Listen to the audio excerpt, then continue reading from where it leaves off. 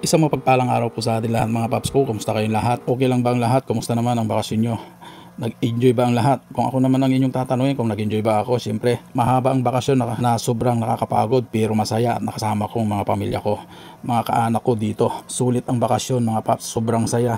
At andyan yung kulitan kasama ang pamilya. Mainit man ang panahon pero napakasulit ang bakasyon mga paps. For today's video mga paps ko, hayaan nyo ko na ikwento ko ang maikling bahagi ng video ito. Let's go! Kasalukuyan nasa Baguio kami dyan kasama ang aking pamilya. At syempre, bago ko sasabihin kung nasaan kaming restaurant dito sa Baguio, nais ko lang muna ipasalamatan ang aking pamangkin na si Charis at Julius Tangalin. Maraming salamat sa lahat ng walang sawang pagsuporta sa aking pamilya. Patuloy ang pagtulong sa pamilya ko at lalong-lalo na sa aking ama at lagi mong inaalalayan ng si Ate Riley. Patuloy kayong pagpalain ni God. Let's go. At nandito nga kami sa Seafood House Restaurants dito sa Baguio City.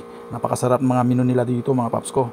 Makikita nyo naman sa mga video natin mga paps na ang kagandahan pa dito, pwede kang mag-bodle fight dyan. Let's go. Kung mag-o-order pala kayo dyan mga paps ng menu nyo, pagkatapos mag-order, maghihintay kayo ng 30 minutes o mahigit pa bago nila lutuin kasi yung mga menu nila dito mga paps, sinuhuli pa nila sa may aquarium nila. So napaka-fresh ang mga pagkain dito mga paps, kaya lahat ng pagkain nila dyan fresh na fresh. Yun nga lang, maghahantay ka nga lang ng matagal. Sa daming order ng aking pamangkin, hindi namin naubos yun. Problema kasi ako lang yung pinakamakatakaw sa kanila, kaya sorry na lang sa inyo. Let's go. After 2 hours, simula umupo dyan hanggang sa natapos kami, syempre lumabas na kami. Hirap nga akong maglakad dyan sa sobrang busog. Pagdating namin minsan kung saan kami nagpark, pumunta naman kami sa maraming kabayo at let's go. Pagdating namin dito sa parkingan kung saan kami sasakay ng kabayo, ayaw naman maglakad ang aking, kaya binuhat ko na lang. Let's go. After 30 minutes, doon ko naman binaba ang aking bonso, kaso kailangan mo hawakan, hindi pwedeng bitawan, napaka-hyper kasi. Pagdating nga namin dito sa nakakakuha na ng aking pamangkin ng kabayo, hanggang sa pumisto na siya para sumakay kasama ang kanyang anak, at naglakad na rin kami bit-bit ang aking anak papunta sa ikutan ng mga kabayo. Sa sobrang bigat ng bonso ko, parang nararamdaman ko na naman ang gutom. Makalipas nga ng ilang minuto, pag-alis namin para pumunta sa may SM Baguio. Let's go. Makalipas nga ng ilang minuto, nakarating na kami dito sa SM Baguio. Paakyat na kami sa taas kung saan yung magandang view. Pagkatapos nga namin dito sa SM Baguio, umuwi muna kami. Gabi na kasi kami na umalis dito sa SM Baguio, hanggang sa kinaumagahan pumunta ulit kami sa may grotto dito sa Dominican Hills. Walking distance lang kung saan kami natulog. Simula dito sa bahay ng pamangkin ko, 5 minutes lang lakarin hanggang sa grotto na kami dyan. Let's go.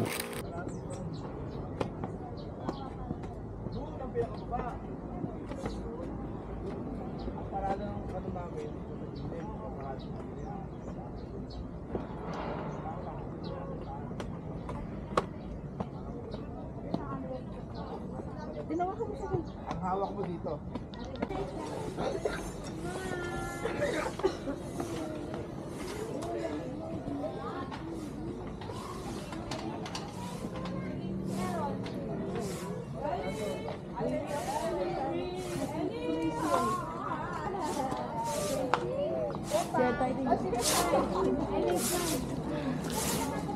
Uy, umano ka sa tatay mo. Anong hinay ate? It's closed.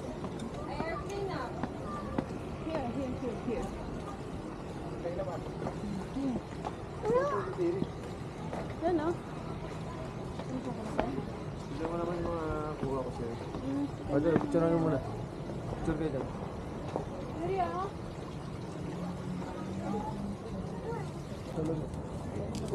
Kung kumuha ka ng ano dun sa item. Kung ano ka.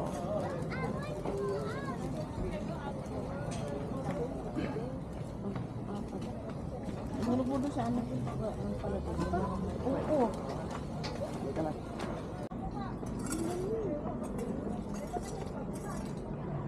Meron doon.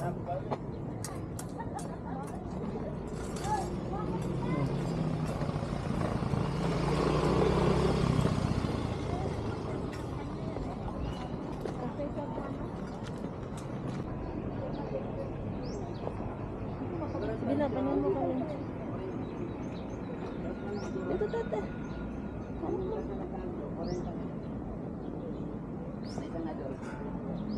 Tambay tayo dun.